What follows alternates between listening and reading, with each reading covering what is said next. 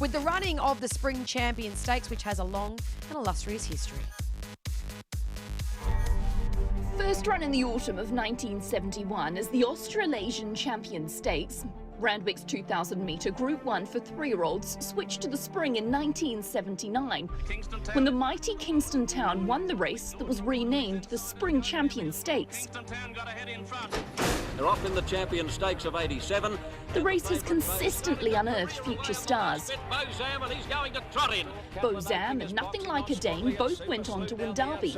But Nothing Like a Dane draws clear near the posts and beats Super Slew. 2004 winner Savabeel won the Cox Plate. Savabeel is doing by far the better, and Savabeel wins it. And fellow Kiwi, It's a Done Deal, parlayed his 2012 Spring Champion Stakes lunges and wins it into the following autumn, where he took out Sydney's 3-year-old Triple Crown.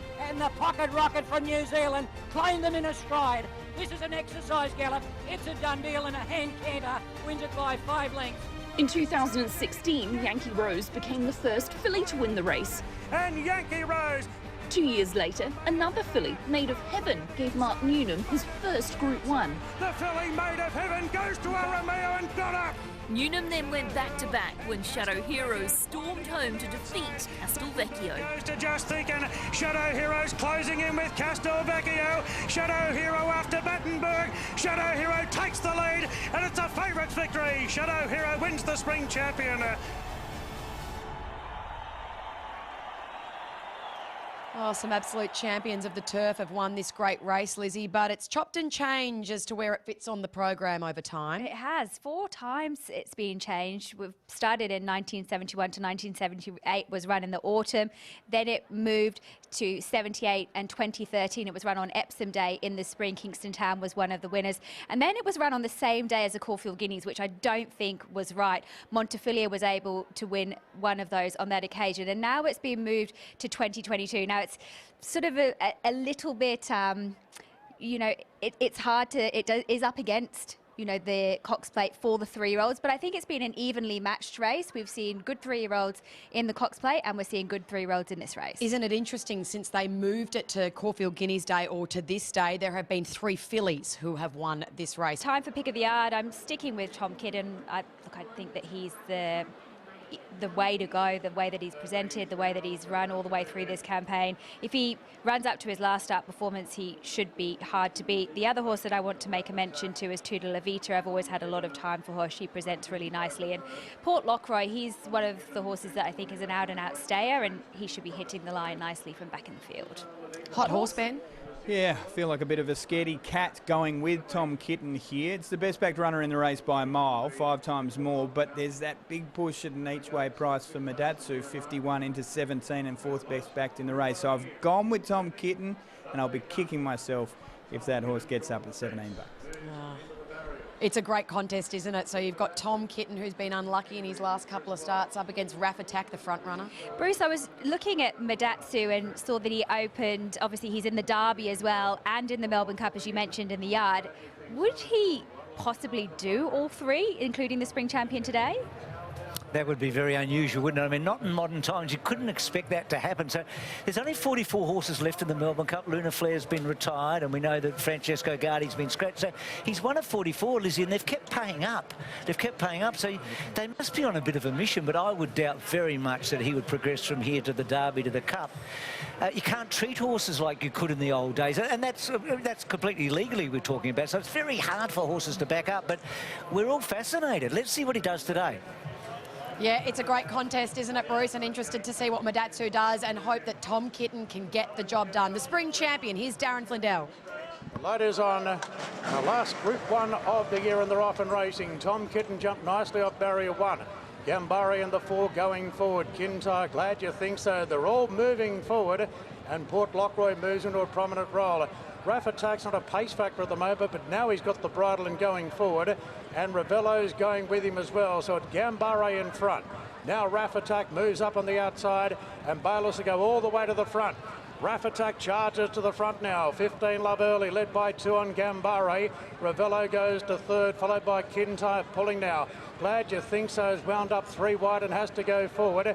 And Tom Kitten parks midfield in advance of Port Lockroy.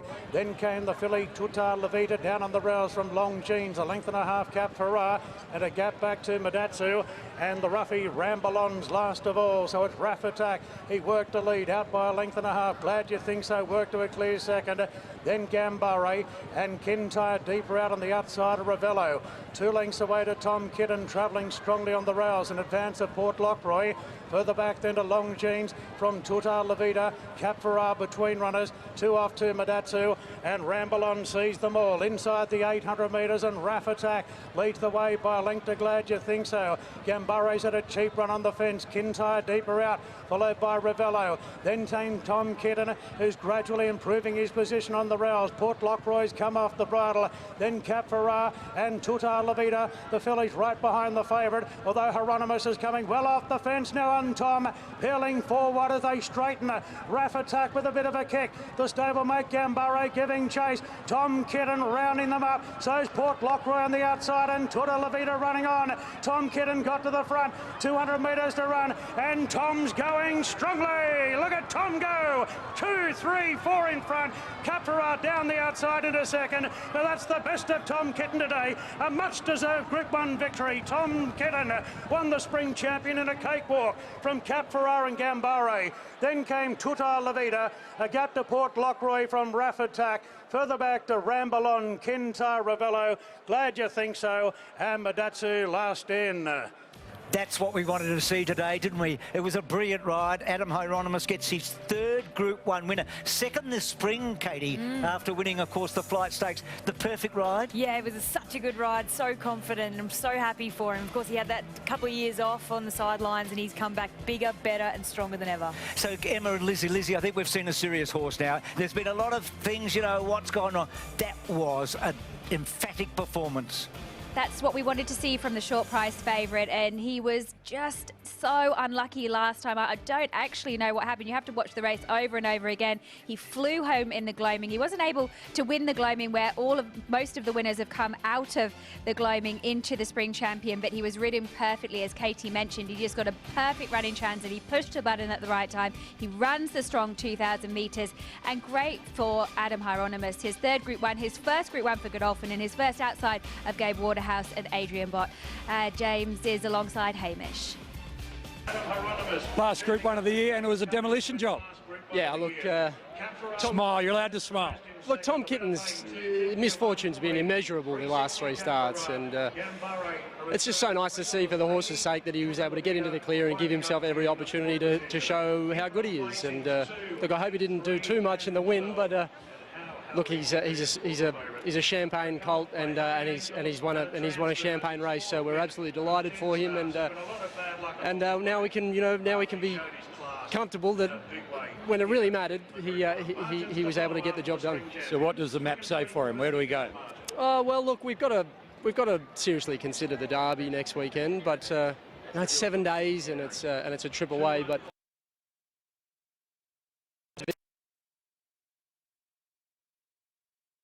He's had the training, so he's up and he's fit for it. But he's a promising horse. He's a very good colt.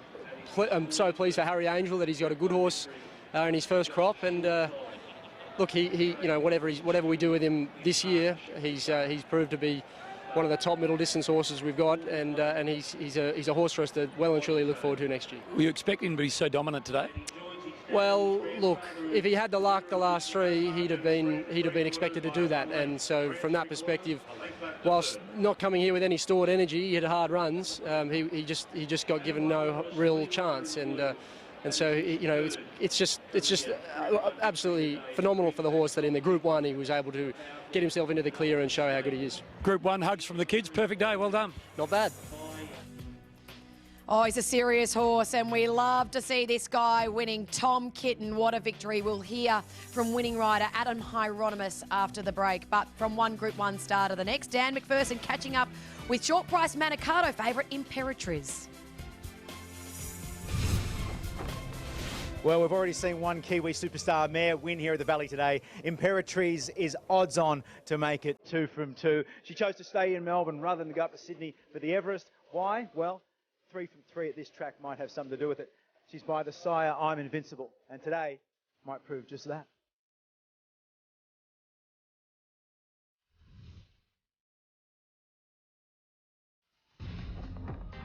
What a win for Tom Kitten, this superb colt in the Spring Champion Stakes. Trained by Godolphin, but so expertly ridden by Adam Hieronymus, the hippo. His second Group 1 in only a month after a long layoff from the sport. Let's hear from winning jockey. How does that feel, a third Group 1 and for Godolphin and James? Yeah, unbelievable. Geez, he's some horse. He's a gentle giant, but he's got so much ability, and I really don't think they got to the bottom of him. I think he'll be better next preparation. James was considering next week in the Derby and just talking through things. What sort of a feel did you give you? Because at the 400, you think if you get through, there's no stopping him. Yeah, exactly right. I was a bit it was a messy run race, and he was probably a little bit stronger than I anticipated. He was nice and relaxed going to the start, and I was positive I wanted to hold a position, and but I wasn't expecting the race to be run like that. And although he had cover, he near enough raced without cover the whole race, and he was just a little bit strong. And I worked up onto the back of tired horses, and I was happy to sort of cut the corners instead of just peeling him out. And I seen my opportunity, and I took it. And once he got out, yeah, I did think I've exposed him too early, but he's just got so much ability. The Group 1, they're rare. Yeah, no, it's fantastic to ride it for James and Godolphin. Obviously, he's a colt winning a Group 1, and he's been the main seed all the way along through these races, and for him to tick that box off is very pleasing, and I'm sure he's going to be very valuable, and there's no reason why he won't win another Group 1. Well done. Thank you. A couple of things there, the emergence of the colt, and I think the elevation of the jockey.